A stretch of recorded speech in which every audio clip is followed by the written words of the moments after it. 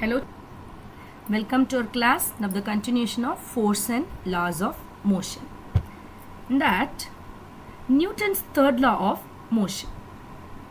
See, from Newton's first law, we learned that what is force.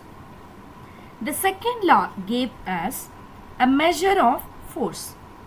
It established that force acting on a body is the product of mass of the body and the acceleration, right? So Newton's third law of motion tells us about the nature of the force. What is Newton's third law of motion? It states that the definition, every action, there is always an equal and opposite reaction. That is, the forces of action and reaction are always equal and opposite. These forces act on two different objects and it never cancel each other. See, each force produces its own effect. We can see some examples of Newton's third law of motion to understand this more clear. Example 1, which is walking on a road. While we walking, we press the ground, that we can call it as action, which is in backward direction. As a reaction, it pushes as forward direction with equal force but in opposite direction. Example 2, swimming. While trying to swim, a swimmer pushes water backwards with his hands and feet also. This is the force of action. The water pushes the swimmer forward with the same force, which we can call it as reaction. See, example 3 is a recoiling of gun. When a bullet is fired from a gun, the gun recoils. That means the gun moves backward through a small distance, giving jerk to the shoulder of the gunner. This is because on firing, the gun exerts some force on the bullet, that is action, in forward direction. In turns, the bullet exerts an equal force on the gun, that is reaction, in the backward direction. The distance moved by the gun is smaller because the gun is much heavier than the bullet, right? See, the other example, man and boat. See, suppose a sailor is in a boat at rest. Never he comes out. Now he jumps in forward direction. The boat moves backwards due to action and reaction law. See, what is conservation of momentum? See, it is very important law which has been deduced from Newton's third law. See, the conservation of linear momentum gives us when two or more bodies interact with one another, the vector sum of their linear momenta remains constant. That means it is conserved and is not affected due to their natural action and reaction. The only condition is that no external unbalanced forces should be acting on the system of bodies. See, we can prove this law by considering an ideal collision experiment with two bodies. We can see the diagram, suppose of two balls A and B are moving in the same direction along a straight line with different velocities. We can see what will happen.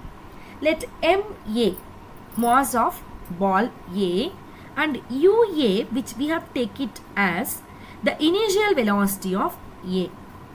mb, which is nothing but mass of the ball B, and ub, which is the initial velocity of b. If suppose ua is greater than ub, the two balls collide with each other. Now we can see the collision lasts for a short time t. During the collision, what will happen? The FAB, that means the force exerted by A on B. See, during collision, diagram B, look at diagram B. See, the FA, that means the force exerted by A on B, which is equal to FBA, that means force exerted by B on A. See, we have to assume that there is no other external unbalanced forces are acting on the ball. After collision, t seconds, what will happen to the ball? The balls move separately. See, VA, we can consider that the velocity of A after collision. VB, which is velocity of B after collision. U is we have taken as a term, U we have taken as a before collision.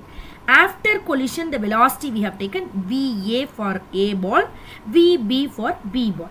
Now, you have to take the change in momentum of A, which is equal to momentum of A after collision minus the differences between the two, minus momentum of A before collision.